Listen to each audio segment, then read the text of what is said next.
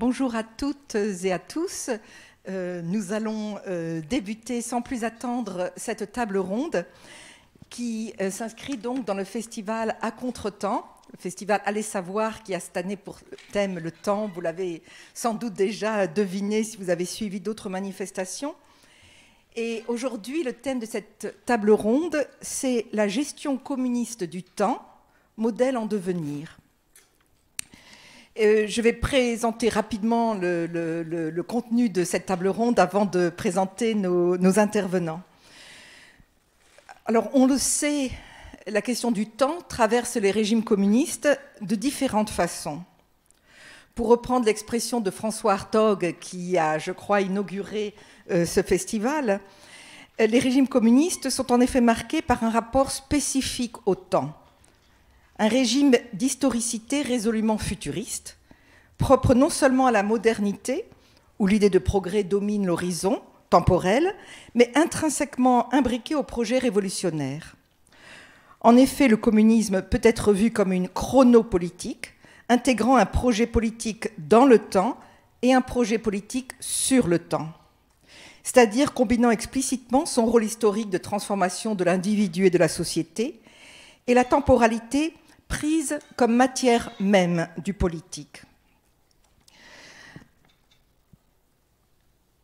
Pour être un peu plus précise, ce sont des régimes politiques qui vont être marqués à la fois par la notion que tout est possible, et on va retrouver comment se manifeste ce tout est possible, toutes les transformations de l'homme et de la société sont possibles, et en même temps cette idée qu'il existe des lois irrésistibles, des lois historiques irrésistibles, et que l'on s'achemine, que l'on marche vers un avenir inéluctable. Donc il s'agit de mettre en mouvement la société. Et le mouvement y accomplit une nécessité historique. Et le mouvement, on le verra aujourd'hui dans différentes dimensions du terme. Les mouvements politiques, alors je quitte quelques minutes l'URSS et la Russie qui vont être au centre de nos préoccupations pour parler de la Chine, que je connais un peu mieux. Et par exemple, entre 1949 et 1979, il y a 60 mouvements politiques qui se succèdent en Chine. Donc c'est le mouvement comme mise en marche, mise en mouvement des individus dans le cadre de campagnes ayant des visées spécifiques, mais c'est aussi une toute autre facette du mot mouvement, comme on verra aujourd'hui, le mouvement, le geste du corps, les mouvements appropriés, notamment dans le domaine de la production. Donc, pour rétrécir un peu cette acception et cette prise en compte de la dimension temporelle et du temps, nous allons aujourd'hui, avec les intervenants, plutôt parler de deux sujets. Que ce soit en effet la Russie, la Chine, la Pologne, le Vietnam, des débats ont eu lieu de façon régulière concernant la possibilité de dépasser, d'accélérer le développement économique, de sauter au-dessus des phases naturelles du progrès historique et de transformer, encore une fois de façon accélérée, ces sociétés pour les transformer directement en sociétés d'avant-garde. Dès lors, cette volonté de dépassement, d'accélération prend appui sur une rationalité communiste en construction qui associe étroitement le plan, la mobilisation et l'accélération.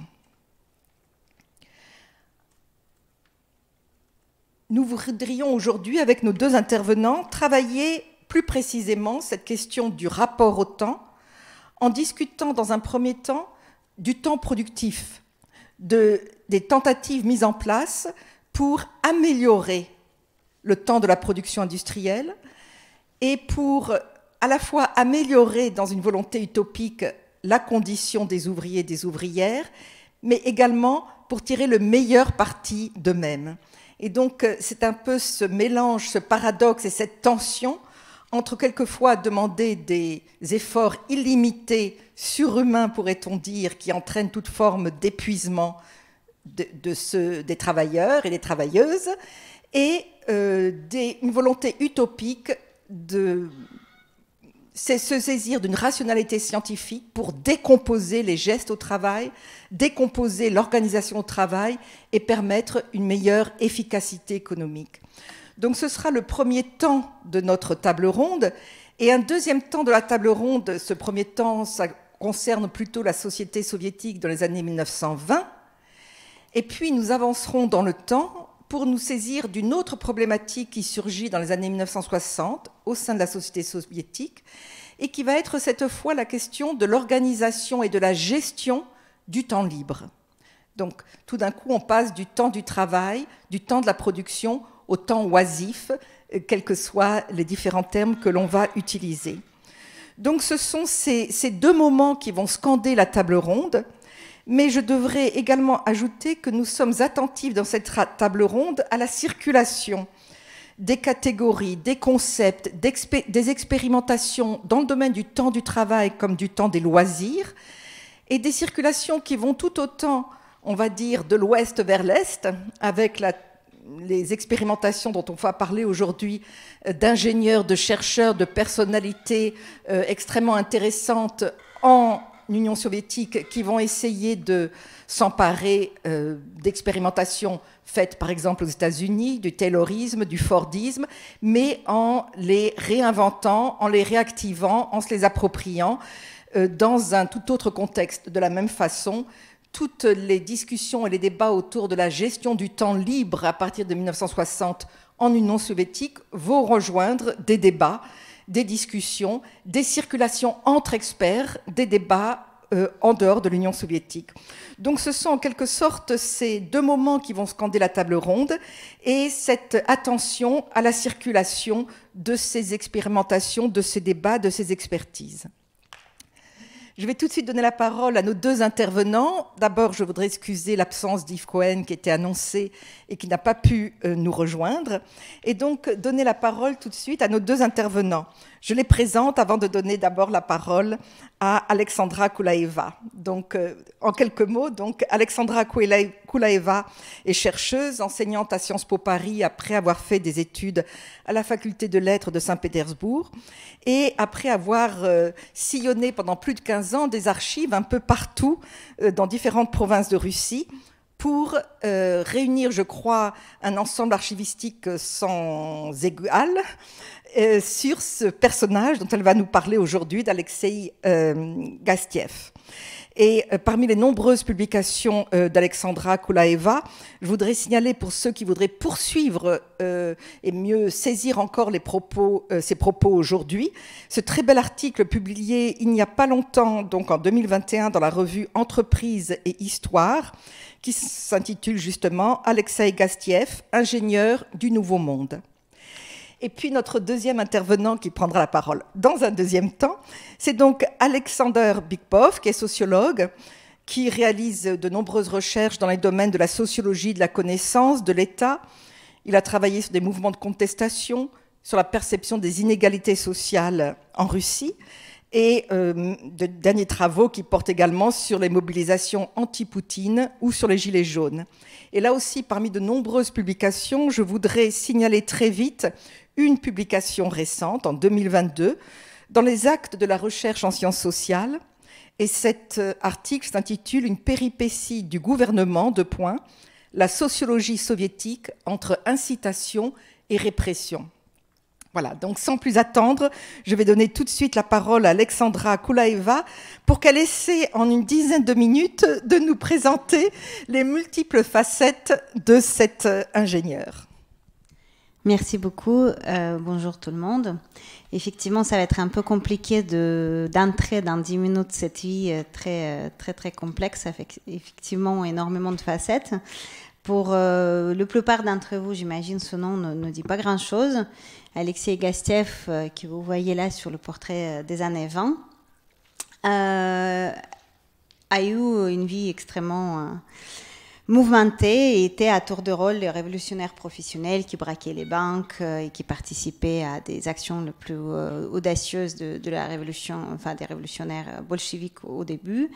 Ensuite, ouvrier, syndicaliste, poète, dont les livres, juste après la Révolution, étaient le plus publiés de toute la Russie soviétique. Et ensuite, le promoteur d'une idée d'organisation de travail qui l'a rendu probablement le plus célèbre et dont le nom, où son nom est retenu le plus. il était effectivement inspiré par les théories fordistes et tayloristes, transformé, comme on va voir tout de suite après, au service de nouveaux États socialistes, parce qu'il considérait que surtout les théories tayloristes étaient tout à fait adaptables à cette idéologie finalement opposée au capitalisme dont Taylor lui-même était issu. Et il a fondé en 1920 l'Institut de travail de Moscou, d'où sont sortis plusieurs centaines de milliers d'ouvriers travailler dans cet esprit d'organisation de travail. Donc très très rapidement, enfin on pourrait parler des heures sur sa vie parce qu'il a fait des bonds absolument extraordinaires, mais juste pour vous donner quelques idées, parce que c'est toujours mieux avec les images. Vous voyez là Gastiev révolutionnaire recherché par la police, donc d'où l'information j'ai pu trouver surtout dans les archives de la police russe avec ce chapka tout à fait romantique sous la tête. Sa période française, quand il a fui la prison russe où il était enfermé de multiples fois et s'est installé en France, dans le quartier qui à l'époque était quartier des Russes révolutionnaires et aux ouvriers autour des Gobelins, où il a passé, comme vous voyez, de 1904, 1906, 1910 à 13, carrément 3 ans. Donc sa vie était très très marquée par la France et sa vision du syndicalisme et d'anarcho-syndicalisme vient incontestablement de ses relations françaises. Et là, c'est les archives de la police française qui m'ont fourni beaucoup d'informations intéressantes. Il est arrivé en France jeune intellectuel et il a décidé par choix de devenir ouvrier.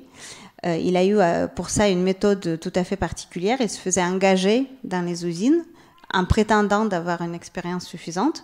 À la fin de la journée, il était viré, mais il aurait acquis un peu d'expérience pendant cette journée. Et ensuite, il a fait le tour de toutes les usines et il est effectivement devenu un ouvrier tout à fait acquis. Ça, c'est intéressant parce que ça se reflète dans sa méthode qu'il a installée après dans son usine, qu'il ne faut pas autre chose que l'expérience pratique pour devenir un ouvrier avec la culture ouvrière, ce qu'il considérait comme la culture ouvrière. Et donc, pour ne pas nous faire un mêlé dans des multiples péripéties de la vie de Gastiev, je voulais juste montrer cette petite carte, parce qu'à chaque fois, après chaque séjour en Europe, il revenait en Russie, il se faisait arrêter assez rapidement, plus ou moins rapidement après, il s'enfuyait de nouveau en Europe, et il a travaillé en Suède, en France, en Allemagne, en Belgique. Et il était actif dans tous les mouvements ouvriers un peu de l'Europe pour à chaque fois revenir en Russie pour faire vivre ses idées là-bas. Jusqu'à son dernière et ultime arrestation, quand il s'est retrouvé en Sibérie, au fond de Sibérie, sans possibilité de revenir, et où il a vécu jusqu'en 1917, dans une colonie anarchiste à côté de Narim. C'est voilà, le point le plus éloigné du centre de l'Europe que vous voyez sur la carte. Et ensuite est revenu syndicaliste, plutôt anarcho-syndicaliste.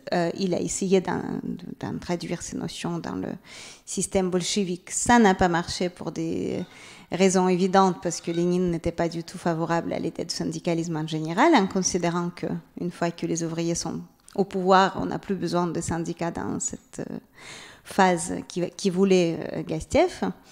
Et Gastiev a dû partir, probablement en craignant même pour sa vie et sa liberté, dans ces circonstances en Ukraine. Et c'est là qu'on aimerait faire un petit hommage aussi à l'Ukraine et à tout évidemment, ce qui se passe là-bas et les chercheurs qui travaillent sur ces questions. Parce que mes recherches ont dû m'amener également en Ukraine, où, de façon intéressante, mais ça nous éloigne un peu de sujet, donc je veux juste le mentionner, Gastiev faisait partie du premier gouvernement révolutionnaire de l'Ukraine, dans les villes mêmes où actuellement les combats sont les plus rudes, à l'est de l'Ukraine, où l'histoire s'écrivait déjà de façon extrêmement compliquée. Et les archives ukrainiens gardent les précieuses traces de sa présence, sauf que malheureusement les archives de Kharkiv ont été brûlées récemment, en perdant parmi d'autres des traces de la vie de Gastiev. Après tout cela, il revient à Moscou, et je vais vraiment m'arrêter là sur les parties biographiques parce que c'est intéressant de parler de ses idées plus que de sa biographie dans ce contexte-là, pour fonder l'Institut de travail, dont le bâtiment imposant vous voyez sur la photo. C'était un institut où il a réussi à convaincre le gouvernement et les autorités d'étudier les mouvements ouvriers pour rendre la productivité plus efficace. Et c'est intéressant de noter que lui, Gastiev, il pensait que ça va permettre une libération ouvrière à travers une meilleure performance, meilleure maîtrise de son travail et du coup de son destin, alors que bien évidemment pour le régime, c'était un moyen de redresser l'économie et répondre à des défis tout à fait économiques de pays complètement détruits par la guerre civile, par la guerre tout court et par la révolution et ses conséquences.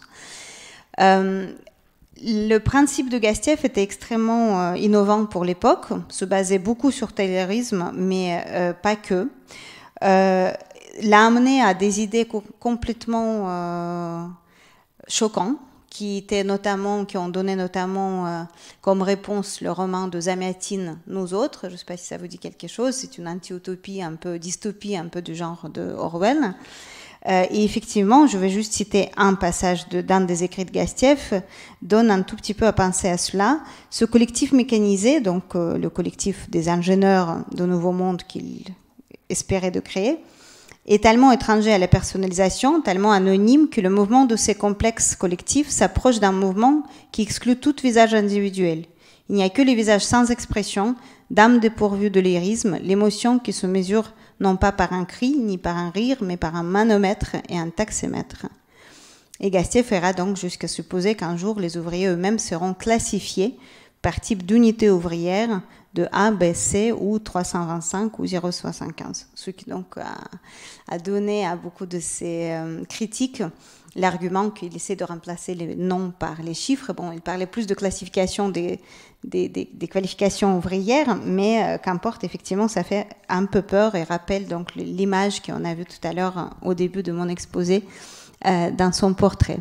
Donc là, vous voyez par exemple les mécanismes qui étaient créés pour rendre la frappe ouvrière plus efficace, et il fallait d'abord s'entraîner sur un mécanisme pour le faire de façon plus performante. Plus intéressant aussi, ça fait un tout petit peu le pont avec ce qu'on va discuter dans un deuxième temps. Là, vous voyez les ouvriers au travail et au repos. En haut, c'est le photo au travail, et après au repos, où même la tête est maintenue pour garantir le meilleur repos, et donc c'était extrêmement rythmé. Il y avait un temps de travail, un temps de repos, un temps de travail, un temps de repos. Et vu de haut, c'est encore plus effrayant quand on voit cette salle principale de l'Institut de travail avec les machines et les chaises pour se reposer dans son organisation. En même temps, à l'Institut travaillaient des meilleurs artistes et les créateurs les plus innovants de cette époque, Meyerhold pour le théâtre, Nikitin pour artistes, peintres, musiciens, psychologues, beaucoup de psychologues. Ces petites vignettes représentent des unités donc, qui travaillent sur l'observation, la pédagogie, la respiration et le mouvement de corps lors du travail comme garantie de meilleure organisation de travail. Il y avait des musiciens qui travaillaient sur la musique comme support de travail, et il y avait les psychologues avec les musiciens qui travaillaient sur transformation de bruit de travail en musique pour mieux accompagner le travail et le lancer de façon plus organisée. Un tout petit peu les tam-tams des galères, mais un peu sophistiqués. Les mouvements de hommes et femmes étaient étudiés indépendamment, et la cyclographie, donc les photos prises autour de mouvements, comme maintenant sont utilisées, je ne sais pas, à Hollywood pour la multiplication, etc., était exploité. Là, vous voyez Gastiev lui-même avec cette fameuse frappe de marteau, c'était son dada dans l'Institut, en train d'être étudié. Isabelle, tu surveilles mon temps.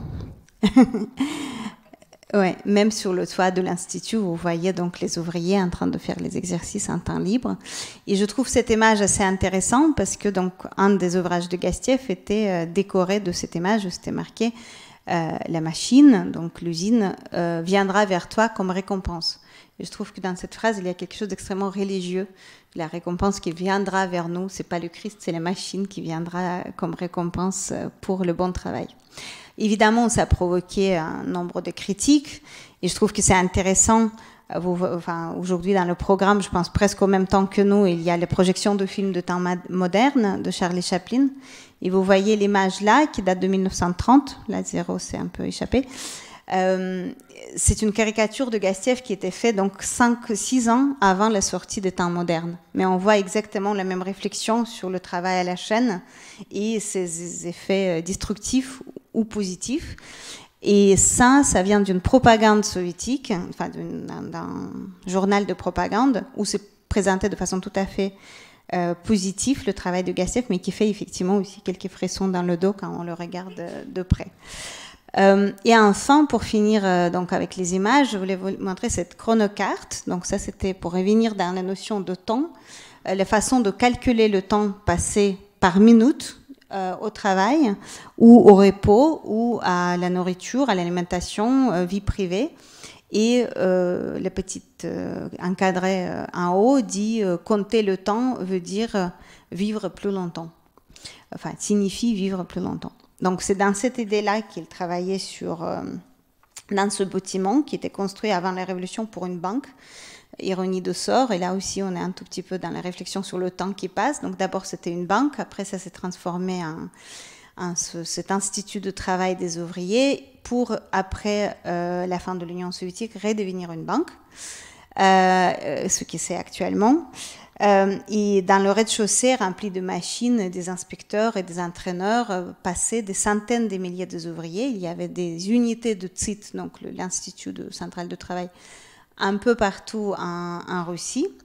Et j'aimerais juste finir sur peut-être créer un pont pour ce qu'on pourrait discuter dans le débat, sur quelques idées qui étaient centrales pour lui, qui ont fait beaucoup de débats en 1921 quand Léon Trotsky a organisé le congrès sur l'organisation scientifique de travail. Il y avait des dizaines de personnes, y compris ceux dont parlera Alexandre. Le débat était très virulent sur est-ce que le taylorisme, c'est finalement l'exploitation, cette tentative d'organiser le temps d'ouvriers de façon aussi totalitaire. Est-ce qu'il s'agit d'exploitation ou de libération? Et les deux camps s'affrontaient. Gastieff, pour sa part, considérait que cette approche tayloriste est suffisamment universelle et peut être appliquée à toute situation. Et contrairement à Taylor, qui est centré sur l'organisation, et à Ford, qui était centré sur la technique, Gastieff mettait l'homme au centre de sa réflexion. Donc il considérait qu'il faut changer la culture ouvrière et culture générale des ouvriers pour qu'ils puissent être ingénieurs eux-mêmes, contaminés par la force de créativité, ou comme disait la bacille de l'ingéniosité. Il faut activer les forces ouvrières, les contaminer avec le démon de l'invention créative, un petit diable qui les poursuivra sans cesse à essayer, à adapter, à être actif et vigilant en toutes circonstances. Et dans cette démarche, il voulait combiner la recherche, la rationalisation et la pédagogie pour gagner dans le temps, pour que chaque ouvrier devienne le professeur, en quelque sorte, des autres ouvriers qu'on disciple. Je pense que mon temps est fini, mais on reviendra sur d'autres aspects dans la discussion. Merci. Merci beaucoup, Alexandra. Et je vais donner tout de suite donc la parole à Alexander pour faire surgir un autre protagoniste. Et je crois d'ailleurs un protagoniste qui a eu des liens avec Gastieff. Merci beaucoup. La révolution, comme un grand événement et comme un processus social de transformation, a sa rationalité. Et la rationalité de la révolution russe comprenait la violence comme un moment constituant de l'avenir, d'arriver à un horizon positif de l'utopie, de la vie meilleure pour les ouvriers, de l'autogestion. Et ça, c'est quelque chose qui compose, qui indique le caractère ambigu, le caractère binaire de cette construction qui est propre à beaucoup de projets communistes. Alors le rôle reconnu de la violence comme un moment constituant de l'arrivée à l'utopie, et ensuite l'utopie même gérée de manière autonome, gérée d'une manière idéaliste, si on veut, par le biais d'un homme meilleur, d'un homme construit lors de cette transformation. D'où et où on trouve les tensions capitales, les ambiguïtés et les contradictions qui accompagnent la réalisation de projets communistes à l'Union soviétique lors de son histoire, mais également dans tous les autres domaines, dans toutes les autres aires géographiques où le projet communiste était tenté comme un projet empirique, comme un projet réalisé dans les institutions politiques. Alors, si, entre parenthèses, on mentionne la situation actuelle, c'est justement la grande différence par rapport à l'Union soviétique avec le gouvernement actuel de la Russie, c'est que c'est la violence sans l'utopie. Au dépit de ce qu'on imagine assez souvent en faisant une référence quasiment de réflexe, d'automatisme, en parlant de la Russie actuelle comme si c'était une héritière de l'Union soviétique incontestable et réfléchie. Au contraire de ces années 20 bouleversantes et révolutionnaires, justement, on n'observe pas une utopie, un horizon vers lequel cette violence pourrait et devrait porter, tandis que dans le moment de la révolution russe et ensuite dans les grands débats des années 20, avec tous leurs excès, tous leurs tragismes, y compris répercutés sur les vies et les morts de ses participants, c'est justement la violence a été considérée comme le moment de passage et comme une moyenne de la meilleure société. Quoi qu'on peut dire aujourd'hui dans un contexte plus paisible, au moins ici en Europe pour le moment. Alors, qu'est-ce que constitue les utopies et les grandes thèses de cette rationalité révolutionnaire qui touche au temps? Pourquoi il faut transformer le temps à une matière modelable, à une matière, à l'instar de l'énergie, diffusée sur les territoires, qui entre dans les grands fleuves d'échange, d'équilibre, de la constitution des nouvelles unités, de la production et de la meilleure vie?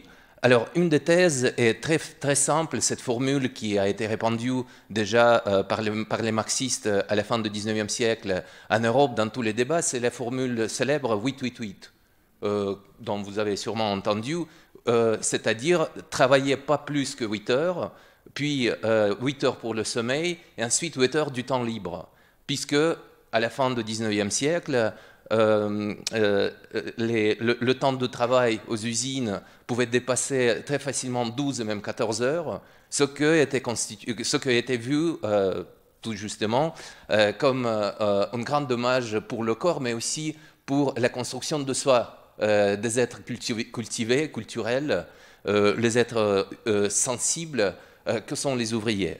Alors, une des tentatives qui était inscrite dans cette matérialisation du temps dans le début des années 20 à l'Union soviétique, ça a été à vérifier tout simplement si la révolution apportait à des fins bonnes et justes, et est-ce que cette formule a été respectée. Alors, une des recherches du début des années 20, qui a été réalisé par Stanislav Stromilin, c'est celui-ci, comme vous voyez sur le diagramme, c'est juste une tentative de comprendre, d'observer combien du temps dorment les ouvriers et les ouvrières. Est-ce que les femmes et les droits des femmes sont respectés dans le nouveau régime politique en termes du droit au sommeil, ou bien quelles sont les formes de l'emploi du temps libre qui est pratiqué par les ouvriers. Comme vous voyez, les femmes travailleuses qui étaient au travail dormaient beaucoup moins que les hommes et les femmes au foyer. Et ça a été posé par Stromilin, comme par les féministes russes soviétiques de l'époque, comme par exemple Kollontai, comme un grand problème qui a été débattu en vue de l'amélioration de la vie des classes prolétaires engagées dans la construction révolutionnaire. Ce qui est important, Strumiline, c'était un peu l'antithèse de ce que Gastiev faisait. Il était spécialement attentif à ce que se produit dans le temps hors du travail. Et comme vous voyez ici, c'est un diagramme de son livre, on peut dire d'une petite brochure, mais qui avait une grande importance, de 1923, sur l'emploi du temps des ouvriers soviétiques. Il a étudié très précisément, avec beaucoup de nuances, comment le temps libre est utilisé et quelle est la structure de divertissement portée par les ouvriers.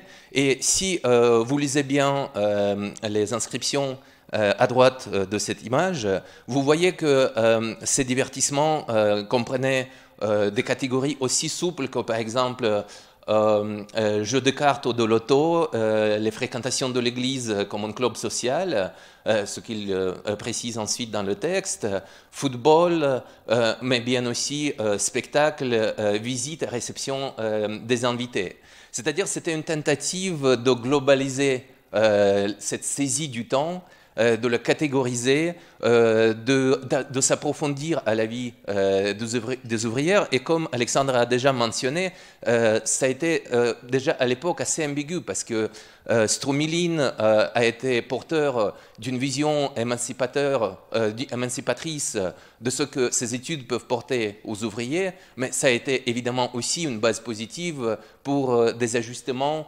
des réappropriations et de toute autre forme de contrôle possible de la construction du temps, non seulement du travail, mais aussi du temps libre, qui ne se limitait pas justement à des entr'actes du temps de travail, mais qui s'élargissait au temps qui n'a jamais été contrôlé auparavant par des unités publiques, par des autorités.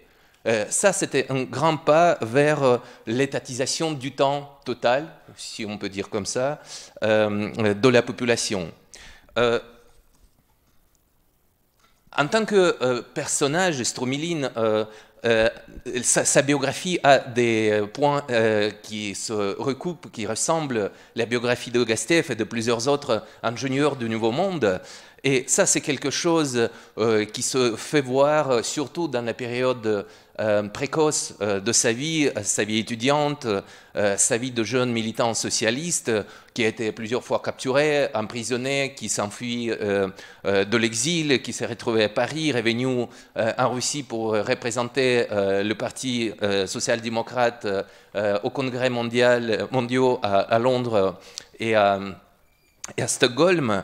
Et c'est là où Strumiline se forme en tant que penseur, parce que ce n'était pas uniquement la ligne militante de sa biographie, mais ça a été aussi la ligne étudiante et intellectuelle, où d'abord il acquit une formation d'ingénieur, ensuite de statisticien et économiste, et ça c'est quelque chose qui constitue la base de ces compétences qui les ont servis si longuement, et on peut dire avec un grand succès, à la limite qu'on peut parler du succès dans le système stalinien, au sein des institutions soviétiques. Après la Révolution, il est intégré au Centre d'études statistiques. Très vite, il entre au système de la coopération syndicale. Ensuite, il dirige les départements à Gosplan, cette institution qui gère, qui coordonne les différentes chronologies des unités économiques à l'Union soviétique. Et c'est là où Strumiline prend peut-être sa gloire,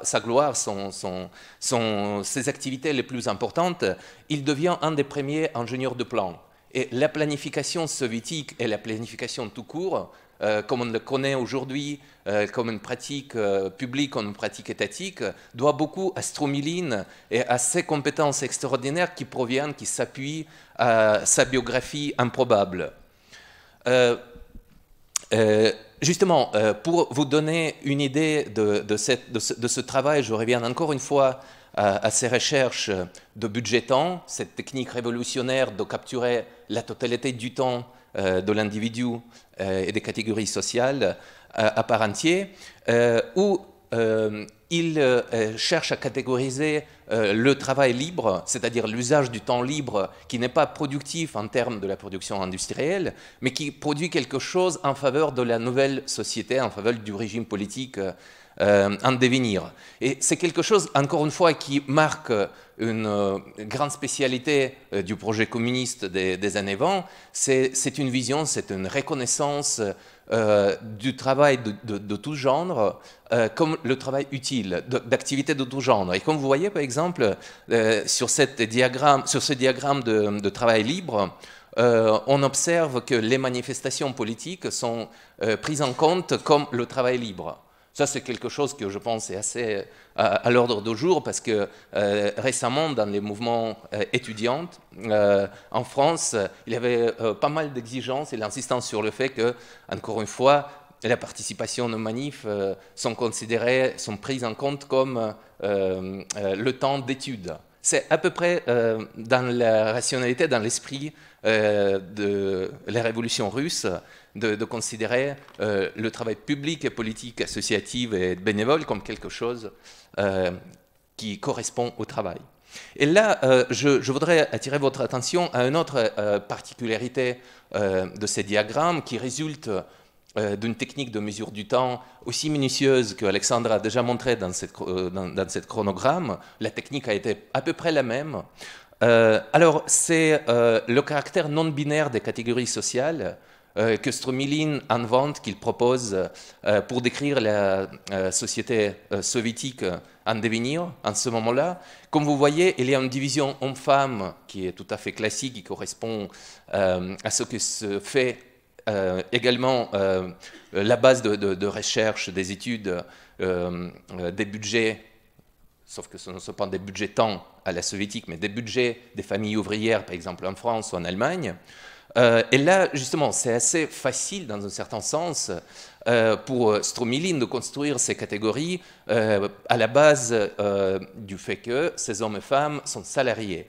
Mais ce qui arrive ensuite, c'est assez intéressant comme catégorie. Comment alors il catégorise les non-salariés, les hommes et les femmes non-salariés? Il ne les divise déjà plus selon le genre, il les met dans une catégorie des assistants, des membres assistants de famille. Et ça, c'est quelque chose qui représente une particularité de cette société en transition, qui se transforme d'une société plutôt rurale à une société industrialisée, et qui représente la force et l'importance de la vie familiale, où Stromilin met dans cette catégorie les enfants, les adolescents, les personnes qu'on dirait retraitées, mais à l'époque, ça n'existait pas une retraite garantie. Alors, justement, les âgés qui n'avaient pas d'engagement dans la production, mais aussi des parents et des amis qui pouvaient vivre au sein des mêmes familles sans avoir un travail aux entreprises. Et ça, c'est quelque chose qui se replie beaucoup sur les tentatives, justement, de marier, si on veut, l'idéologie de classe, ce modèle constituant pour le projet communiste des classes mobilisées, des classes en transformation, des classes qui s'accélèrent pour arriver à la meilleure vie au plus vite possible, et l'exigence du savoir objectif de la société actuelle qui ne correspondait pas souvent à ces divisions binaires, à ces divisions politisées, fortement politisées, imposées par le schématisme révolutionnaire, afin de respecter, et ça a été une des spécialités, une des caractéristiques de Stromilin, y compris dans le début de son travail en tant que planificateur, c'est une tentative de respecter les qualités objectives et les limites dans lesquelles les groupes et les individus de différents types, de différentes propriétés sociales pouvaient assurer la productivité et le retour, le rendu de l'énergie utile à la société. Alors, une des grandes préoccupation qui a été portée par Stromilin, justement, et ça se traduit en question, pourquoi étudier les budgets temps? C'est entre autres pour épargner les personnes engagées doublement, c'est-à-dire dans la vie productive, mais aussi dans la vie politique, très intense, comme vous avez vu dans les diagrammes, de protéger leur énergie, de sauvegarder leur énergie et de l'épargner de l'épuisement. Le grand sujet, selon Alain Corbin, de la fin du XIXe siècle de la société bourgeoise. Merci beaucoup à tous les deux pour ces exposés extrêmement passionnants et denses. Voilà, en vous écoutant, je me dis ce serait vraiment intéressant de voir, puisque la révolution chinoise s'est inscrite dans les pas de la révolution soviétique, que jusqu'en 1957, de nombreux ingénieurs, conseillers, experts soviétiques sont présents en Chine. Ce serait vraiment intéressant de voir jusqu'où les idées de ces ingénieurs du Nouveau Monde ont pu, en Chine, être mises en œuvre et comment. Ce qui est sûr, c'est qu'à partir de 1957, il y a ce qu'on appelle la querelle sino-soviétique. Mao décide que la Chine va identifier une voie chinoise un peu du marxisme-léninisme et le mettre en œuvre en s'éloignant du modèle soviétique. Et que cela se fait dès 1958. En 1958, on a en Chine le grand bond en avant. Comme on le disait, c'est à nouveau un moment de tentative de faire accélérer l'histoire chinoise. En 1958, Mao dit, par exemple, on va dépasser en 15 ans le niveau économique de la Grande-Bretagne, mais comme on le fait en s'éloignant du modèle scientifique et du modèle soviétique, ce que vous venez d'évoquer comme expérimentation dans les années 20 va complètement disparaître, je dirais, de l'horizon chinois et ne reste que la façade. Tout est possible, tout peut être demandé à l'individu et on va demander donc dans le grand bond en avant aux paysans chinois. Donc Mao se détourne de la production industrielle pour se tourner vers la campagne. Il dit le paysan chinois a une bouche mais deux bras, et il s'agit avant tout de faire travailler cette immense population paysanne, je dirais un peu au-delà des limites de sa force. Et tu parlais d'épuisement.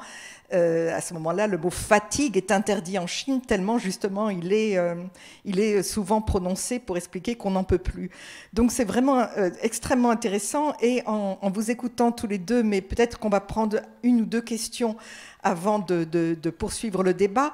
Mais là aussi, parce que je suis obligée de partir un peu de cet exemple chinois, en Chine, il y a une partie du temps qui est très important dans les années 1950-60, c'est le moment de l'étude politique. Donc on appelle ça l'étude, c'est l'étude au travail des techniques de production, mais le même mot, c'est aussi l'étude, les moments d'étude, de lecture de textes politiques qui visent à transformer l'individu. Donc étudier, c'est aussi être dans une position d'apprentissage, et ces moments d'étude politique, ils envahissent la vie, c'est-à-dire que après le travail, c'est le moment d'études politiques. Après le dîner, c'est le moment d'études politiques. Le dimanche, qui devrait être un jour de congé, ne l'est pas toujours. Et quand il n'est pas un temps à soi, il est un temps d'études politiques, même si on peut aller au cinéma. Mais là aussi, le cinéma aura une vocation éducative. Donc la question que je me posais, c'est dans ces deux... ce que vous nous avez montré, quelle est la place accordée ou pas à la transformation de l'individu par un temps consacré, pas simplement encore une fois la lecture. Il s'agit de lire, de s'imprégner, de devenir meilleur, de mieux comprendre. Et donc voilà, ça c'était une question que je me posais. Mais peut-être qu'on peut prendre une ou deux questions de la salle, s'il y en a un peu sur ces deux personnages qui ont été évoqués, des questions voilà, un peu factuelles, avant que l'on poursuive et qu'on vous redonne la parole.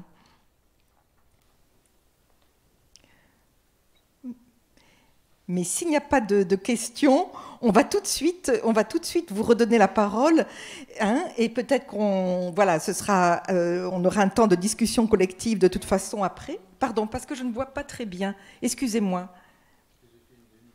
Oui, sans problème. Et le temps n'est pas mesuré. En plus, non, mais c'est une question à moitié formulée, hein, mais c'est sur la première intervenante. Sur le rapport donc, avec Taylor, si je comprends bien, j'ai oublié le nom de la personne dont vous parliez, l'idée c'est d'avoir l'individu, l'ouvrier au centre, un peu comme on pourrait faire en ergonomie aujourd'hui, on va dire, avec un peu de décalage. Je me posais la question, puisque dans ces grandes figures qui essaient de réfléchir, il y a aussi Fayol, sur la gouvernance, sur justement une forme de management, savoir un petit peu... s'il y avait aussi cette réflexion-là sur comment en fait l'encadrement, le management, la gouvernance peut aussi organiser le travail. Hein, c'est un peu loin de la division qu'on a entre Taylor où il y a vraiment une séparation totale. Si j'ai bien compris, c'est pas le cas chez vous. Et dans ce cas, dans l'Institut central du travail, savoir un petit peu les liens avec la psychologie soviétique sur les théories de l'identité, qui est liée aussi à la théorie de l'action collective, du travail organisé, et qu'on retrouve aussi un peu aujourd'hui sur les réflexions sur l'apprentissage, qu'on appelle les zones proximales de développement, etc. Donc voilà un petit peu comment ça se combinait. Et si, pour conclure, désolé, si on retrouve ce débat dans le colloque organisé par Léon Trotsky, dont je viens d'apprendre l'existence. Voilà, merci. Merci beaucoup. Je ne sais pas s'il y a d'autres questions, mais je n'ai pas l'impression. Et donc peut-être Alexandra d'abord, et puis Alexandra. Oui, très rapidement, parce que effectivement c'était un vaste sujet. Donc, comme je disais, l'Institut de travail opérait beaucoup à travers la pédagogie. Donc, ils avaient une énorme production de livres et des articles. Ils traduisaient en russe toutes les penseurs autour de l'organisation, ce qu'ils appelaient organisation scientifique de travail. C'est le terme qu'ils utilisaient. Donc le congrès de Trotsky, c'était le congrès sur l'organisation scientifique de travail, les pros et les contres des méthodes différentes. Gastiev a personnellement traduit plusieurs livres de Fayol qu'il présentait et reproduisait à travers l'Institut. D'ailleurs, fait un peu anecdotique, et je ne sais pas comment il faut le traiter forcément, c'était le dernier livre que Lénine a lu avant de mourir. Je ne sais pas si ça a précipité sa mort ou pas, mais en tout cas, c'était le livre qui a resté Fayol traduit par Gastiev, c'était le livre qui était sur la table de nuit de Lénine au moment de sa mort. Et comme Lénine était tout à fait idolâtré en Russie, on savait les livres qui étaient sur son table de nuit par cœur. Donc voilà, c'était Fayol traduit par Gastiev. Il y avait les visites, et là ça fait un tout petit peu écho à ce qu'a dit Isabelle. Donc il y avait des visites des délégations chinoises, américaines. Il y avait Ford, les délégations de Ford qui a visité l'Institut de travail. Gastiev en était extrêmement fier, et ce qui même à certains chercheurs a donné lieu de dire qu'il y avait une relation régulière entre l'Institut de travail, Gastiev et Ford. Dans les archives de Ford, la seule chose que j'ai trouvée à Détroit, c'était un rapport de cette visite qui dit que c'est une maison de fous à fuir à toute vitesse. Donc je pense que c'était un peu exagéré côté soviétique, mais les Chinois étaient extrêmement présents, ils venaient souvent, il y avait des délégations japonaises, il y avait des délégations françaises qui voilà, parfois étaient très élogieux et parfois pas. Je pense que ce qui a surtout influencé Gastiev et sa façon de voir l'organisation de travail, c'était Gilles Brecht, et plus son travail, lui, qu'il a d'ailleurs rencontré personnellement à Prague, au congrès mondial de l'organisation scientifique de travail, parce que Gastiev voyageait avec ses idées également. Et d'ailleurs, il parlait toujours en français parce que c'était une langue qu'il maîtrisait parfaitement, donc il faisait plaisir. Mais j'aimerais juste, sans être longue, lire une toute petite citation de lui que je trouve intéressante. Il écrivait, Gastiev: « Nous sommes de véritables barbares en ce qui concerne les dépenses des efforts, et aussi bizarre que cela puisse paraître, nous ne savons pas du tout nous reposer. C'est d'abord sur ça qu'il faut que nous travaillons. » Et c'est ça qui est intéressant aussi, parce que déjà à l'époque, il travaillait beaucoup et surtout sur l'organisation de travail, le gestuel de travail, qui peut permettre de, bizarrement, non pas développer le mécanisme, mais l'ingéniosité et la recherche des meilleures solutions. Il y avait les primes dans son institut pour chaque amélioration de gestes de travail. Mais aussi, et surtout, il travaillait sur le repos comme garantie de travail plus efficace. Et c'est ça qui est aussi très intéressant, je trouve. Merci beaucoup, Alexandra. D'accord. Alors nous allons passer à la deuxième partie de cette table ronde en faisant un peu un saut dans le temps, puisque, voilà, évoqué brièvement malheureusement, mais la nouvelle question qui va se poser en Union soviétique dans les années 1960, qui va être celle de la gestion collective du temps libre. Et Alexander, je te donne la parole. Merci Isabelle. Effectivement, ce qui se passe dans les années 30, c'est l'arrêt complet des études selon le modèle proposé par Strumilin de budget-temps. Et même si en 1936, les statisticiens staliniens ont les plans d'inclure les budgétants dans le recensement national. C'est un projet qui n'a jamais été abouti et avec les procès politiques, avec la persécution des spécialistes de divers types du savoir social et des disciplines tout à fait variables allant de pédologie, une forme spécifique de la science de pédagogie, jusqu'à psychanalyse et d'autres formes du savoir sur le social et sur l'individu. Les budgétants sont considérés probablement aussi objectivants, aussi positif en termes de la science positive que bourgeois ou bien idéaliste en termes du refus de la mobilisation de cette idée mobilisatrice accélérationniste de l'être humain est trop respectueux par rapport aux capacités et aux propriétés objectives des corps et des êtres humains. Alors, cette technique de la mesure du temps est oubliée en partie, sans être jamais oubliée, parce que les études de Stroumilin et de toute une vague qu'il a générée, spécialement dans les syndicats, spécialement dans les associations ouvrières et paysannes qui pratiquaient cette méthode, a laissé beaucoup de traces. Les traces souvent obscurées, restant dans les bibliothèques sous forme de brochures, sous forme de publications, mais quand même gardant une certaine attirance intellectuelle.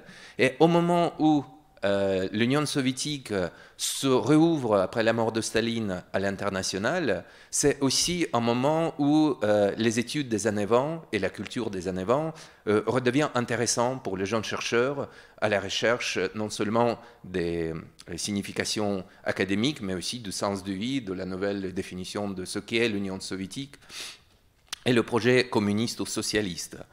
Si vous vous souvenez, bon, vous n'êtes pas obligé, Khrouchtchev en 1961 promet que la génération actuelle, la génération contemporaine des personnes à l'Union soviétique vivra un communisme. Une promesse qui n'a jamais été réalisée, même sur une plage de quelques ans, et Khrouchtchev a retiré cette promesse assez rapidement, mais le fait de grandes attentes, encore une fois, de cet horizon qui s'est réapparu à la fin des années 50 devant la société soviétique, juste après et très peu après la période des grandes pénuries de l'après-guerre, des souffrances, de la pauvreté assez extrême. C'est quelque chose qu'il faut prendre en considération en pensant comment le temps a été pris et considéré à cette époque-là par les dirigeants soviétiques et par les experts académiques ou bien les experts en temps appliqué. Et c'est là où on observe le retour à ces études des budgétants.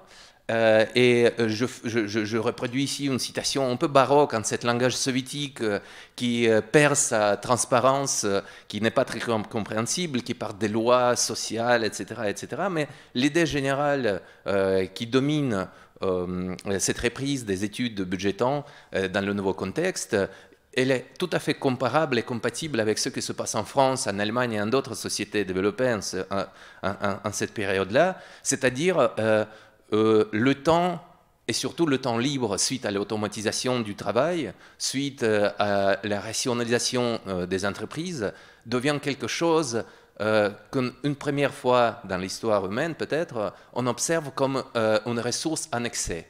C'est-à-dire qu'il y a trop du temps libre. Et alors, d'un acquis social, d'un acquis de la lutte ouvrière, il se transforme en quelque chose qui représente plutôt un problème administratif. Qu'est-ce qu'on fait avec ce temps ? Alors, dans les débats français du début des années 60, c'est quelque chose de très visible. Dans le cas soviétique, c'est moins visible au niveau idéologique parce que c'est toujours considéré et glorifié comme un acquis étroitement associé avec le communisme. Les travailleurs qui ont plus du temps libre alors, peuvent se construire mieux en tant qu'êtres culturels et cultivés. Mais c'est aussi quelque chose qui se voit dans les pratiques de la gestion du temps. C'est justement les tentatives, encore une fois, de saisir le temps comme une matière fracturée, comme une matière quantifiée, comme une matière qui a une plasticité de n'importe quel autre bien économique ou matériels. Et ça se voit dans le retour du temps libre, des études du budget temps, qui saisissent de plus en plus le loisir, le temps libre, en tant qu'objet d'opération publique, d'opération d'État.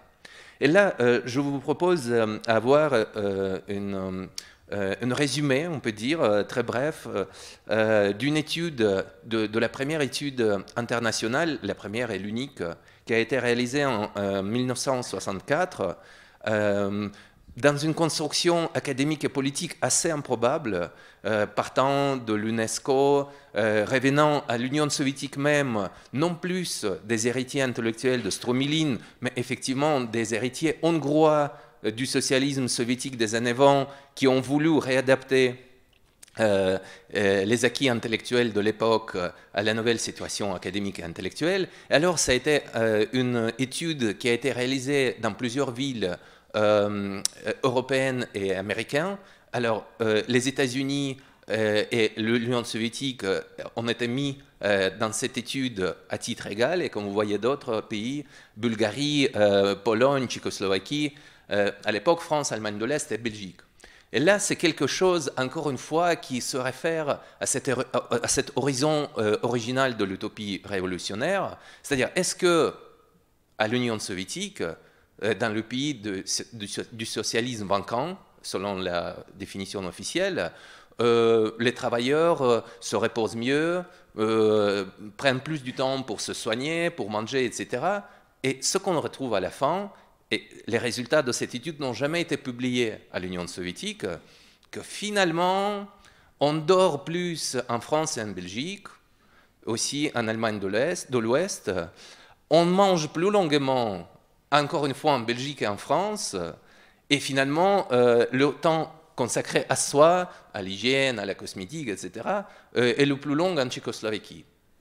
Quelque chose de complètement inattendu et surtout pas du tout glorieux en termes des grands succès du projet socialiste en URSS. Alors, encore une fois, ça a été un type de recherche, et cette étude précisément qui a beaucoup inspiré les débats administratifs, y compris en France, dans les archives du commissariat au plan français, j'ai retrouvé tant de documents qui se réfèrent à cette recherche, avec encore une fois l'air utopiste, mais déjà d'une utopie administrative à la française. Et pourtant, l'idée qu'on peut mesurer le temps, qu'on peut le quantifier avec le même type minutieux de la saisie, c'est quelque chose qui fait l'écho aux matériaux que Alexandra a manifesté, a montré, sauf à une précision près, que ça ne touche plus le travail, le corps travailleur dont les gestes sont codifiés et exposés au contrôle minutieux, mais c'est surtout le loisir, c'est surtout le temps libre en excès qu'il faut englober, qu'il faut réapproprier, qu'il faut réaménager dans quelque sorte et le mettre en correspondance avec une infrastructure. Alors juste pour conclure ce passage vers les années 60 optimistes, de tout un autre type d'utopie que l'utopie révolutionnaire mobilisée, je voudrais vous inviter à penser quels sont les domaines où ce type d'études étaient les plus utiles, dans un certain sens, où, encore une fois, le temps et le contrôle du temps comme une matière discrète a été le plus appliqué. Parmi les domaines du projet soviétique, que j'ai fouillé, que j'ai testé, j'ai trouvé que ça correspondait le mieux à l'architecture d'habitat, à l'architecture de masse, qui, à partir de la fin des années 50, devient un des domaines de l'administration publique extrêmement important et qui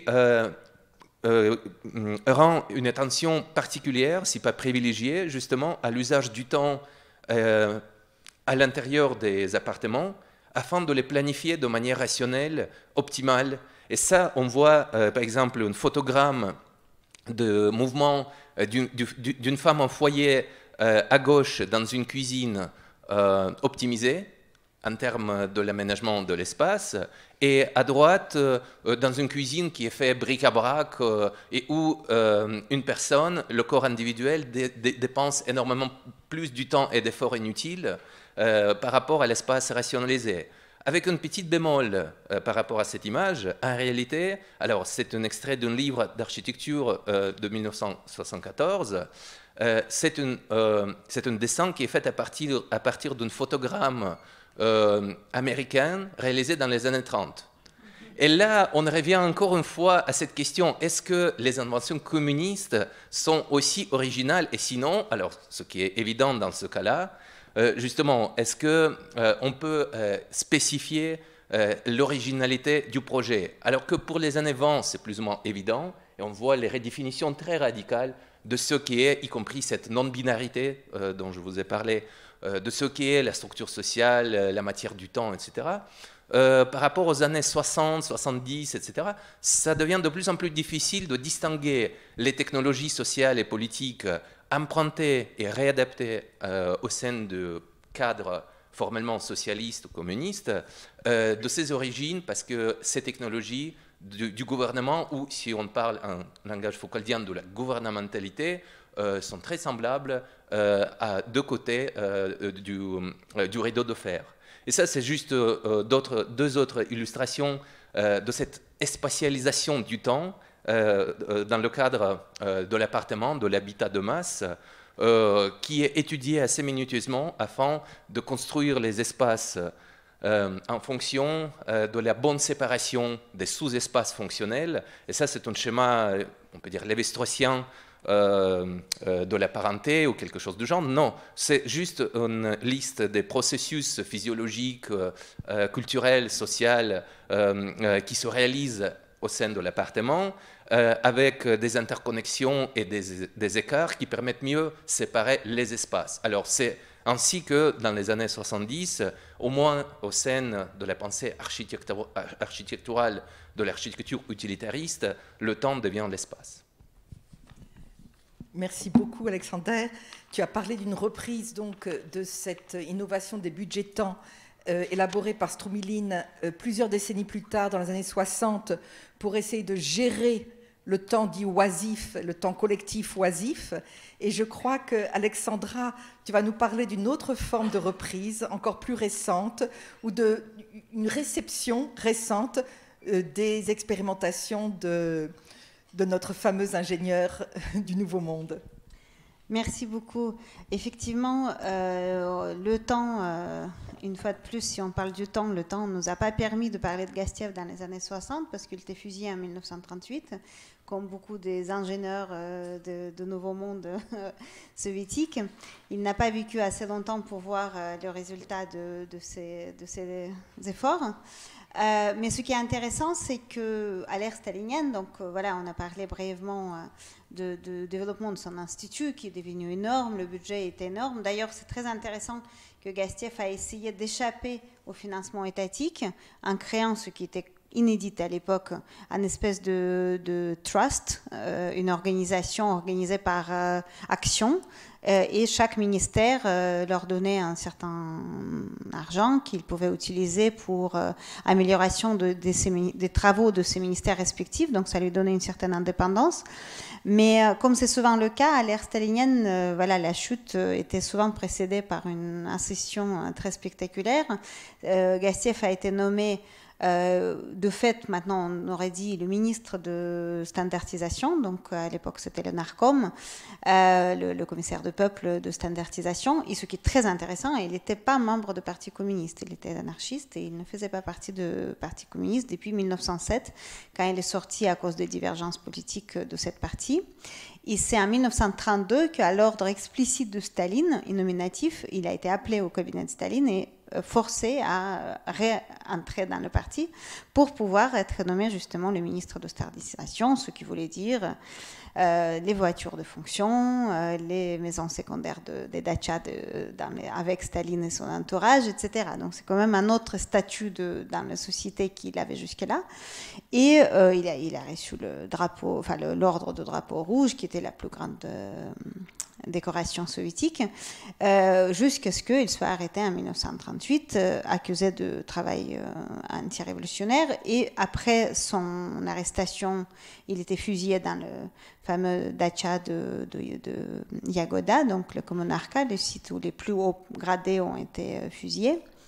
Très très rapidement après son arrestation, après les interrogations dont le contenu nous est maintenant accessible et qui est très impressionnant parce qu'il essaie de convaincre quand même les personnes qu'il interroge avec l'usage de force physique de l'utilité de l'organisation scientifique de travail. Il y a des choses assez improbables dans cette lecture. Après cela, l'Institut a été fermé. Il était transformé en institut qui travaillait plus sur la guerre, pour la guerre et pour l'aviation tout particulièrement. C'était surtout sur le tutelle du ministère d'aviation. Mais ces méthodes étaient donc utilisées surtout pour l'organisation militarisée. Donc, il y a plusieurs thèses pourquoi Staline a toléré l'Institut et Gastiev et ses idées effectivement assez folles par moment, y compris le fait qu'il travaillait avec les gens comme Meyerhold, qui était fusillé peu avant Gastiev, et assez loin de cette idéologie soviétique assez stérile finalement qu'on retrouve plus tard. Je pense que Staline, d'une part, voyait l'utilité de son institut, l'utilité directe et monétaire de l'organisation de travail, où effectivement le temps de repos n'était pas du tout le plus intéressant pour le régime. Mais également, il y avait un phénomène comme les Stakhanovtsi, donc les Stakhanov, les fameuses organisations où l'homme était soi-disant capable de produire 150 fois plus que ce que la norme le demande. Et là, la théorie de Gastiev entrait en contradiction directe avec cela, parce que Gastiev disait non, tout est mesuré et on ne peut pas produire plus que sa norme, sinon c'est pas possible. Donc, dans tous ses écrits au début du mouvement de Stakhanovtsi, Gastiev s'oppose très très brusquement à ça, et puis on voit qu'à un moment donné, on voit la date et l'heure presque, quand il dit que oui, finalement, c'est les meilleures idées du monde, et il est fusillé très très peu après. Donc on voit déjà que ce changement, forcément, n'était ni volontaire ni idéologisé de sa part. Et après donc sa disparition, la disparition de l'Institut, la plupart des gens qui travaillaient sur l'organisation de travail étaient arrêtés et fusillés pour la plupart, ou arrêtés pour de longues années. Et le terme même porte finalement le destin de ces inventeurs. L'organisation de travail en tant que telle disparaît des écrits officiels, et ce n'est qu'après la mort de Staline en 1953, avec la réhabilitation de certaines de ces personnes et de leurs idées, que ça revient dans les années 60. Effectivement, on peut le voir, c'est très très lié au développement de régime, à la mort de Staline, le retour d'abord timide de cette terminologie. Et ce qui est très intéressant, c'est que quand Gastiev est réhabilité, donc très brièvement, ça c'est la dernière photo, parce qu'à l'Union soviétique, on prenait des photos juste avant d'exécuter les prisonniers, il y avait cette tradition. Et on voit, je trouve que le changement est assez brusque, comment Gastiev, pour la première fois, réapparaît dans le narratif officiel, avec le grand sourire. Il explique à un jeune ouvrier à côté de lui comment travailler. Il y a quelque chose d'extrêmement paternel dans cette démarche, extrêmement accompagnateur. On voit presque des palmiers ou je ne sais pas quels arbres tropiques autour d'eux, dans un espèce de paradis où il n'y a plus rien de révolutionnaire, il n'y a plus rien ni intellectuellement, ni même en body language des personnages. Et donc, tous les œuvres principaux de Gastiev étaient rééditées, poétiques, comme scientifiques, ce qu'il espérait et croyait être scientifique. Ce qui est très intéressant, c'est que la date officielle de la mort de Gastiev était 1941, de tuberculose dans un camp, alors qu'il était fusillé en 1939. Et la seule personne qui a jamais mentionné vraiment sa vraie date de la mort avant 1991, quand c'était après la chute de l'Union soviétique rendue publique, c'était Elsa Triolet, la femme de Louis Aragon, qui visiblement était mieux informée que d'autres. Et dans ses écrits, elle a publié les œuvres de Gastiev poétiques, les œuvres poétiques en France, en l'incluant dans les 100 meilleurs poètes russes de tous les temps. Elle mentionne la vraie date et la vraie année de la mort de Gastiev, ce qui veut dire que quand même les personnes proches de parti étaient parfaitement au courant de destin de ces grandes personnalités. Et petit à petit, donc dans les années 60, dans les années 74, 75, il y a la réédition de ces ouvrages, mais modestes, et uniquement sur l'organisation du travail. Tout d'un coup, le énième revirage, le temps passant de l'image de Gastieff, et c'est ça que je trouve extrêmement intéressant si on parle de temporalité, de perception cette fois-ci déjà de Gastieff et de ses idées, c'est au tournant du XXIe siècle, quand à la fois ces rêves radicaux et révolutionnaires anticapitalistes ont trouvé une certaine résonance dans la jeunesse, où ça devient tout d'un coup de nouveau intéressant de travailler sur Gastieff, sur son histoire, sur son parcours. Et le régime trouve tout d'un coup, le régime de Poutine cette fois-ci, l'intérêt dans cette personnalité de grand manager, comme ils disent, qui essayait d'organiser la production soviétique, qui a mis l'Union soviétique finalement sur un piédestal plus haut que les autres. Donc en oubliant un tout petit peu sa fin tragique, souvent il n'est pas mentionné, le régime aurait produit un prix qui est donné à des entreprises capitalistes le plus un succès dans la Russie moderne actuelle, donc le prix qui est donné chaque année, et ce qui est très drôle parce que ça fait un clin d'œil quand même à notre passé soviétique, parce que ce prix est remis par le gagnant d'une année au gagnant de l'année suivante. Donc ça, c'est une pratique soviétique avec les drapeaux rouges qui étaient transférés d'une usine à l'autre, sauf que là, maintenant, c'est donné à l'entreprise qui a montré l'approche capitaliste le plus succès parmi d'autres. Donc il y a quand même des clins d'œil dans le temps qui sont vraiment, qu'on n'aurait pas pu inventer. Alors que de son côté, donc ça c'est quelque chose d'extrêmement officiel, c'est parrainé par le régime, par Poutine personnellement, etc.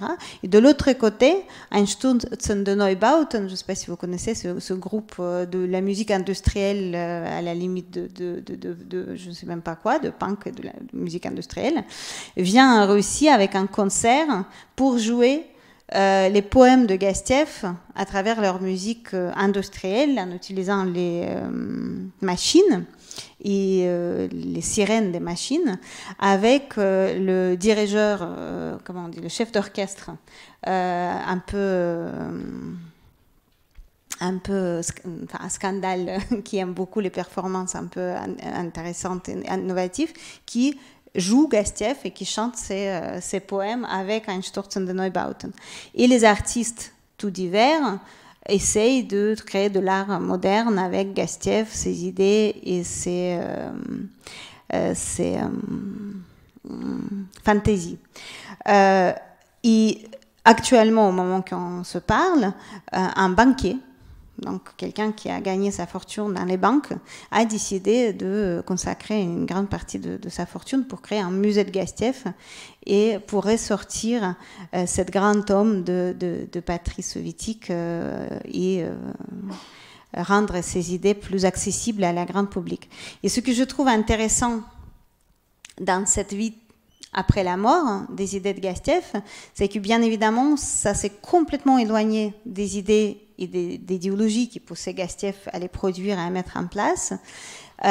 Si ça soit la jeunesse radicale à la recherche d'un sens qui échappe actuellement à la jeunesse russe pour des raisons, je pense, qui sont assez évidentes, si ça soit le régime qui le pousse en avant, Gastieff de nouveau échappe son propre profil et son propre temps, tout comme étant bolchevique qui a participé à la création de l'Union soviétique, il devient anarchiste, il sort du Parti communiste au moment quand le Parti communiste prend le pouvoir, tout comme on arrive avec les idées syndicalistes de France au moment quand Lénine décide de finir avec les syndicats, tout comme il crée l'Institut de travail où il veut libérer l'ouvrier, alors que le régime, à ce moment-là, essaie justement de rendre leur travail le plus productif possible.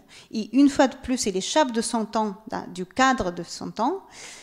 Après 50 ans de disparition quasi absolue, parce que son nom était banni après l'exécution, il revient de nouveau dans deux métaphores, dans deux transformations qui sont aussi loin de finalement ce qu'il essayait de mettre dans ses théories, que l'image qui en faisait le régime stalinien qui a mis fin à cette vie.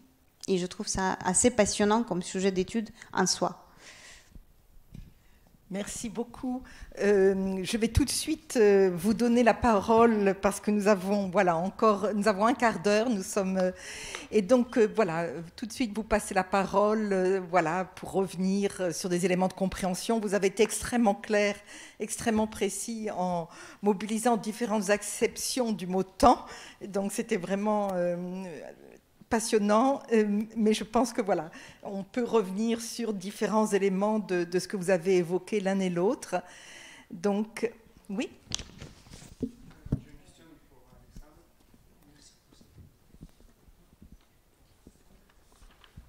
Bonjour. Merci pour cette lecture, cette table ronde. J'ai une question pour Alexandre, et plutôt pour deuxième exposé, autour des années 60. Et j'ai lu quelque chose sur l'idée des Brecht et Benjamin qu'il discutait dans les années 30, déjà assez troublant comme les années, où ils discutent les coutumes dans un cadre d'organisation d'espace de l'habitat, et il insiste plutôt sur les effacations des traces, sur les effacations des coutumes, comme manière de traiter l'espace dans une manière communiste. Et ça diverge assez frappant, pas seulement des années 30, dans une discussion dans l'Union soviétique, Gastiev aussi, mais même avec les années 60 et cette réapparition d'optimisme, bon, pas industriel déjà, mais quand même des aspirations quasi communistes, si vous voulez. Qu'est-ce que vous pensez? C'était qui plutôt le communiste au niveau des temps et des gestions de l'espace aussi? Donc c'est lié, le même lien était remarqué par Brecht et Benjamin. Si vous, peut-être, il n'y a pas trop de textes sur ça, mais quand même l'idée c'était plutôt effacer les traces, l'effacer des coutumes pour réinventer le temps, l'espace, tout ça. Merci. Tout à fait, c'est un sujet récurrent dans les discussions soviétiques, même si la signification d'être soviétique et du projet change avec la décennie. Et si dans les années 20, l'effacement des traces, ou l'effacement plutôt de la société précédente à part entière, autre que les traces, c'est un projet tout à fait, je peux dire, belliqueux, dans le contexte de la lutte des classes. Vers le début des années 60, la position officielle qui est massivement soutenue par les experts académiques devient que la dictature du prolétariat sur le territoire soviétique a gagné. On n'a plus besoin d'investir dans la dictature du prolétariat, puisque l'ennemi de classe est effacé, qu'il est détruit, ou bien dépassé avec le succès s'il s'agit du domaine de l'économie et des rapports économiques à l'Union soviétique. Et alors, qu'est-ce qu'il reste? Pourquoi, tout de même, dans la société presque idéale, construite selon les canons de cette théorie socialiste, communiste, il existe encore la criminalité, il existe encore la déviation, il y a tant de divorces, il y a beaucoup de maltraitement, des problèmes administratifs et sociaux. Alors, une des explications dans cette ontologie de la société socialiste achevée, c'est qu'elle vit encore, cette société, sous l'empreinte des atavismes, du régime capitaliste ou du régime monarchique. Et ces atavismes se reproduisent surtout par les structures familiales, par les pratiques de loisirs non contrôlées, comme par exemple la fréquentation de l'église ou l'écoute des stations de radio américaines.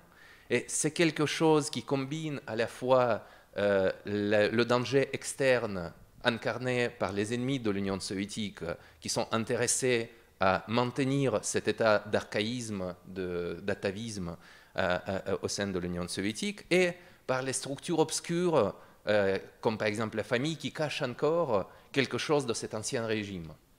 Je dirais que l'effacement des traces, c'est probablement une préoccupation, peut-être pas dramatique, mais quand même constante, à l'Union soviétique tardive, dans les années 60-70, qui est déléguée à la police.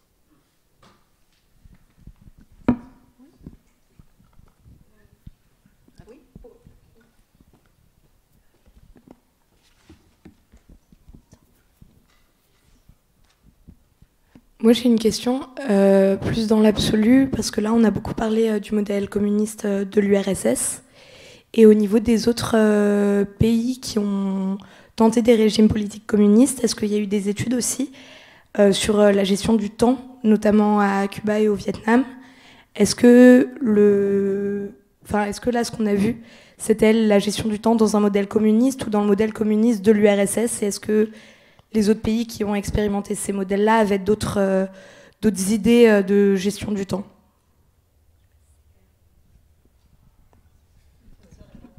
Oui, comme on n'est pas des spécialistes des pays que vous avez mentionnés, c'est très osé, trop osé de dire des différences, de parler des différences dans ce cas-là. Justement, j'ai commencé à chercher des publications concernant... il y en a concernant l'Europe de l'Est, par exemple, et notamment Tchécoslovaquie, Pologne de l'époque, puisque l'importation des technologies, y compris des technologies d'expertise, des technologies du gouvernement, ça a été quelque chose qui a été assuré par l'existence même du bloc de l'Est, mais qui, comme j'ai tenté de montrer, n'était pas déconnecté déjà dans la période de l'après-guerre de la France, de Belgique et d'autres pays de l'Europe de l'Ouest. Pourtant, on peut soupçonner que l'Union soviétique a été un foyer privilégié de ce type d'expérimentation, juste à cause des excès des ressources culturelles qui ont été accumulées au début de la Révolution, suite à une politique très restrictive universitaire et politique d'enseignement qui était établie par le gouvernement de Tsar avant la Révolution. On observe une arrivée de tant de formes de la formation, de l'auto-formation, soit sur le territoire russe, comme par exemple les cours libres organisés pour les femmes qui étaient interdites des universités, soit à l'extérieur, sous forme exterritoriale, comme par exemple l'école libre de sociologie à Paris, qui existait durant 2 ans au début du XXe siècle, organisée par les sociologues russes, mais qui a été fréquentée par Lénine, par Gastev, par les révolutionnaires et les experts les plus improbables au sein de l'université russe. Et là, justement, cette surcharge de la compétence culturelle qui ne pouvait pas être institutionnalisée au sein des structures publiques à l'époque, ça a donné cet effet énorme. La rentrée de ces jeunes experts sans expertise confirmée, la rentrée dans le champ de la création, de la génération des nouvelles institutions. Et probablement, c'était une situation assez unique historiquement, qui n'a pas pu être répétée dans d'autres sociétés, au moins à la même échelle. Et peut-être ajouter donc un mot, effectivement, j'évoquais tout à l'heure l'expérience chinoise. Et autant donc puisque la République populaire de Chine est instaurée en 1949, et je disais tout à l'heure, beaucoup d'experts, d'ingénieurs soviétiques vont venir en Chine. Et tout à l'heure tu parlais, j'ai l'impression, des années 50 au niveau justement de l'espace et de la spatialisation et de la mise en place, par exemple en Chine à l'époque, de villages ouvriers modèles d'inspiration soviétique et qui restent aujourd'hui des lieux de référence, même si on gomme un peu l'influence soviétique. Mais par contre, au niveau de la production, si certainement il y a eu une influence pendant les années 50, j'ai l'impression qu'elle était quand même un peu à la marge. Je veux dire que quand tu disais que, voilà, pour les raisons que tu as évoquées, il y a eu cet accent prioritaire mis en URSS qui n'existait pas en Chine et qui s'éloigne encore plus à partir du moment où, encore une fois, la querelle sino-soviétique intervient en 1958. Et à partir de là, en Chine, on entre dans un autre modèle de gestion du travail et des individus. Il y a une référence à la scientificité, d'un côté, mais ce qui va faire l'émulation, ça va être la notion d'exemplarité. C'est-à-dire plutôt que de décomposer les mouvements, décomposer le temps et mettre un peu tous les individus, j'ai envie de dire, sur le même plan ou en disant qu'ils sont tous capables de la même chose, l'idée va être là d'avoir des modèles qui sont arrivés à faire des choses relativement surhumaines, à atteindre des objectifs inatteignables. Et en Chine, l'exemple, c'est jamais un exemple à reproduire à 100%, mais à imiter. Si lui a pu, les autres le peuvent. Et donc, ça va fonctionner vraiment en Chine, dans les villages, dans les usines, en mettant en place des figures exemplaires qui montrent que donc on peut y arriver. Et on est dans une situation très différente parce que je crois qu'en 1958, la population chinoise est 4 fois plus grande que la population soviétique. Mais en 1958, le paysan chinois, sa productivité est 50% de la productivité du paysan soviétique en 1928. Donc on est en face, en Chine, par exemple, à des questionnements, d'où d'ailleurs le déplacement que va faire Mao à partir de 1958 en disant non, la voie chinoise communiste, elle doit prendre appui sur la paysannerie, ce qui va entraîner toutes sortes d'autres réflexions sur la productivité et le temps. Et si je peux juste ajouter à ça une toute petite détail en plus, c'est que juste peut-être pour vous aider dans vos recherches, si jamais vous voulez vous y aventuriez, il y avait effectivement le centre à Prague et un centre à Berlin dans les années 20, qui était un peu le centre d'études de l'organisation de travail. Donc il y avait des congrès, des réunions, des conférences où se réunissaient des représentants des pays très différents. Et notamment à Brême, à Forschungsstelle Osteuropa Institute, il y a l'archive et des années allemandes, disons, et des années tchèques. Donc il y a tout ce qui était sauvé de Prague après l'occupation, libération et tout ce qui n'est pas parti dans les archives soviétiques a été répatrié à Brême. Et c'est extrêmement intéressant parce que, enfin, je n'ai pas de souvenir, mais ça ne veut absolument rien dire que j'aurais vu quelque chose de Cuba là-bas, mais par contre il y a beaucoup justement des représentants de Chine, mais aussi d'autres pays qui s'intéressaient à ces questions qui venaient. Effectivement, c'est un modèle qui a inspiré beaucoup, mais je pense que ce qu'a dit Isabelle est très juste. Dans la démarche de l'Institut de travail, il y avait la démarche de prendre les paysans et les éduquer et les transformer en ouvriers. Il y avait quand même cette idée qui était explicitement pas toujours citée, mais qui était complètement derrière, et ce qui explique d'ailleurs l'implication de Trotsky dans tous ces mouvements, parce que pour lui, la paysannerie, c'était voilà, une couche de société à faire disparaître, comme anti-révolutionnaire, contre-révolutionnaire par son essence. Ce qui, je pense, n'était pas forcément le cas à Cuba ou à Vietnam. Enfin, mais là, je m'aventure dans les autres que je ne connais pas du tout, donc je vais m'arrêter là. Mais je pense que si vous voulez vraiment travailler là-dessus, c'est intéressant de voir les archives de Prague. Je sais que les œuvres de Gastiev étaient traduites en polonais, en tchèque, ils étaient reproduits, mais il ne faut pas non plus oublier que beaucoup d'immigrants de l'Union soviétique à cette époque-là étaient à Prague et à Berlin. Donc on retrouve aussi les gens proches de Strumiline ou de Gastiev qui étaient dans les mêmes cercles d'immigration ou des révolutionnaires, mais qui ont finalement pris la fuite. Donc là, c'est aussi les histoires politiques et historiques de ces pays qui jouent un rôle immense dans la perception de l'organisation de travail. Je pense, c'est pas seulement les méthodes.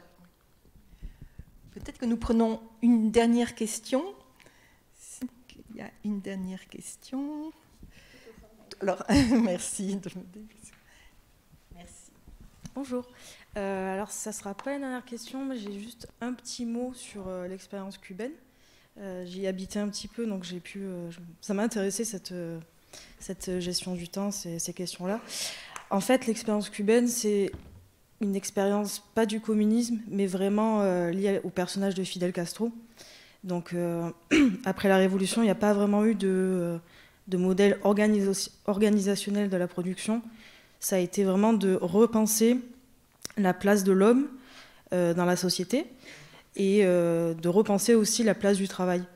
Donc en fait, concrètement, les loyers étaient payés, les logements étaient fournis, l'éducation commençait, était gratuite, les soins, enfin tout était gratuit, jusqu'aux factures, jusqu'à l'essence dans les voitures.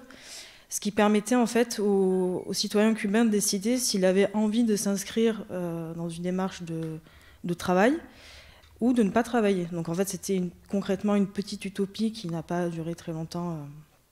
Après, à cause des sanctions américaines, ils ont dû repenser un peu le modèle de gestion de la production. Mais vraiment, dans les toutes premières années, après l'arrivée de Fidel Castro au pouvoir, l'expérience temps, c'était une expérience utopique en fait.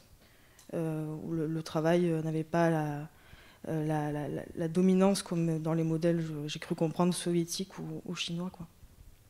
Voilà. Merci beaucoup pour... voilà, comme ça on aura évoqué de façon un peu plus précise différentes expériences et leur modulation. Nous sommes obligés de mettre un terme à la table ronde parce qu'une autre conférence va avoir lieu. Mais merci beaucoup Alexandra et Alexander. Et merci à vous.